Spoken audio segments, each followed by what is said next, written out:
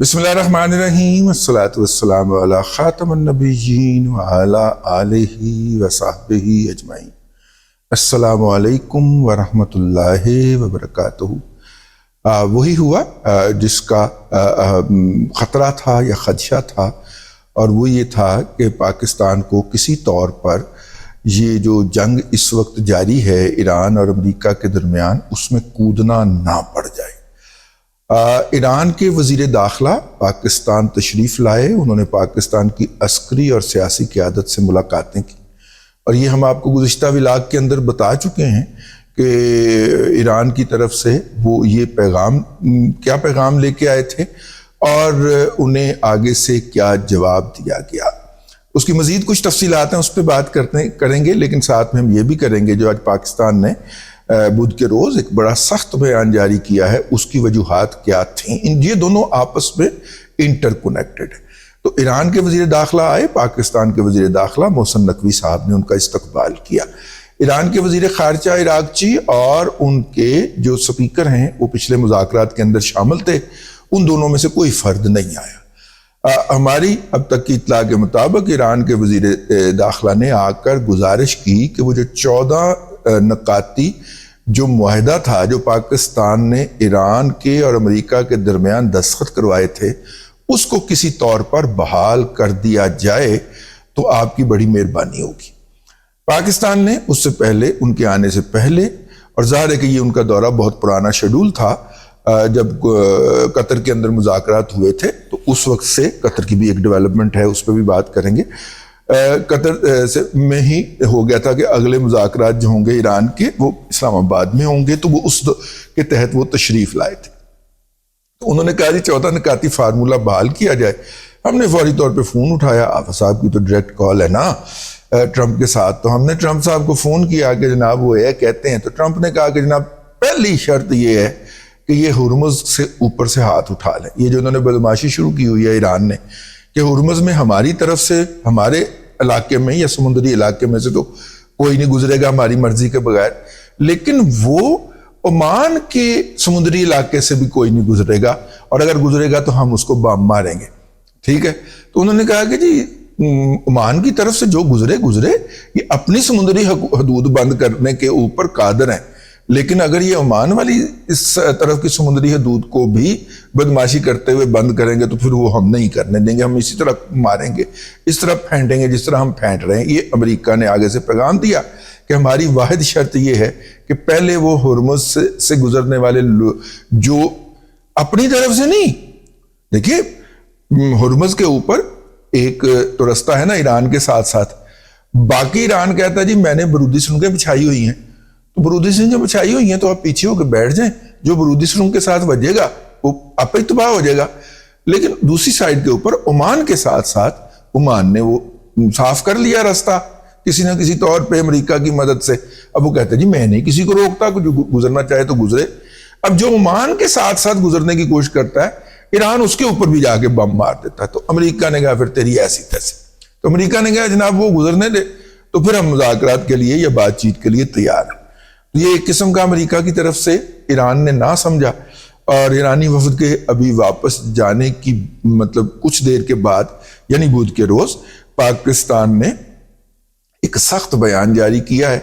इस सख्त बयान से पहले हम आपको ये भी बता दें कि अक़वाम मुत्तहिदा में एक और कार्रवाई हुई है, और वो कार्रवाई ये हुई है कि कतर ने अक़वाम मुत्तहिदा में एक शिकायत दाखिल की है, और उसने कहा है कि जनाब ईरान की तरफ से कतर पर हमले के नतीजे के अंदर जो कतर के 3 अफराद ज़ख्मी हुए हैं, और जो इंफ्रास्ट्रक्चर तबाह हुआ है, इमारतें तबाह हुई हैं, या तेल की तनसीबात और गैस की तनसीबात तबाह हुई हैं, उसका ईरान हर्जाना अदा करे।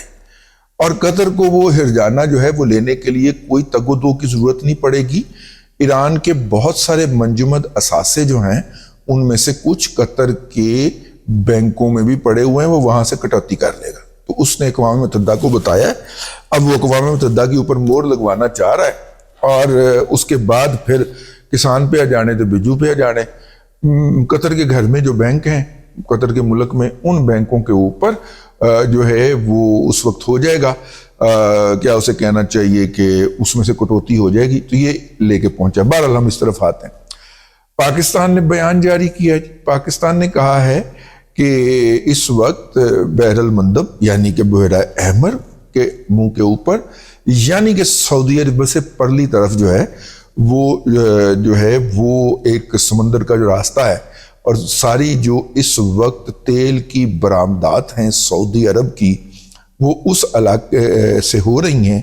تو حوثی باغیوں نے جو دھمکی دی ہے کہ ہم اس علاقے سے کسی جہاز کو اور سعودی جہازوں کو خاص طور پر نہیں گزرنے دیں گے، تو پاکستان نے کہا کہ سعودی جہاز ہو یا پاکستانی جہاز ہو، ٹھیک ہے، ہماری حفاظت میں گزرتے ہوئے اگر کسی جہاز کو کوئی انگلی بھی لگ گئی کسی نے تو ہم اس کی ایسی تیسی پھیر دیں گے، ٹھیک ہے۔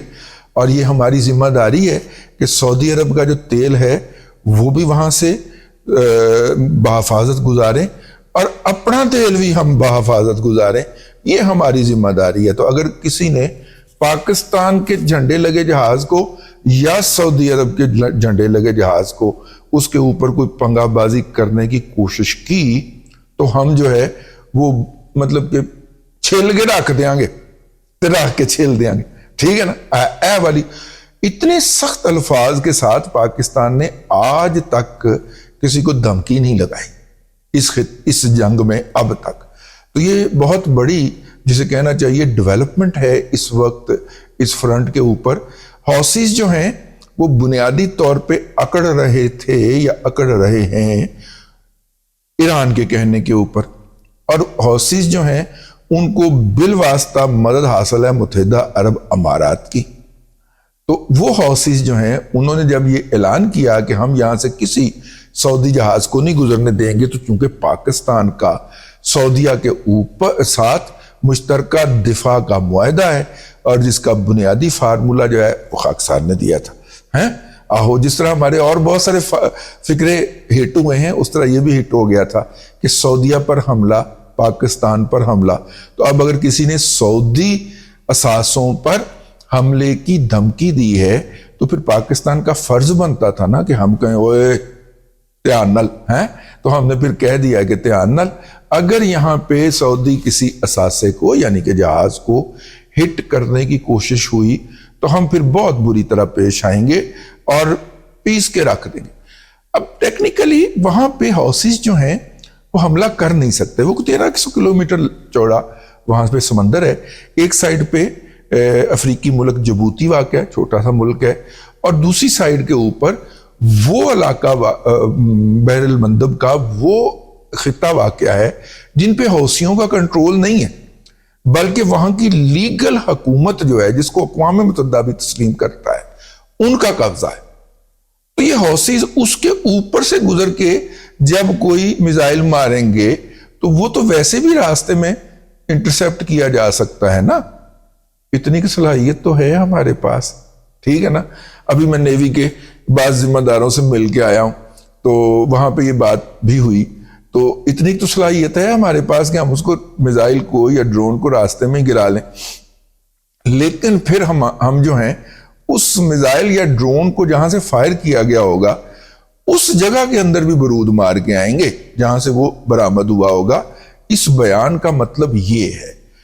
تو اس بیان کے 2-3 مطالب ہیں۔ ایک تو یہ ہے کہ ایران کی طرف سے آنے والی جو گزارش تھی اس کو اسلام آباد میں فی الحال شرف قبولیت نہیں بخشا گیا، اور ان کو کہا گیا جو ان کے وزیر داخلہ تھے کہ واپس جائیں اور اس پہ غور کریں کہ اگر وہ ادھر والا اب آ جائیں خلیج فارس والا جو ہے اس میں جو گزرنے کی ٹھیک ہے جگہ ہے اس میں اپنی طرف کا حصہ روک لیں، لیکن عمان والی طرف جا کر وہ کوئی پنگے بازی نہ کریں، نمبر 1۔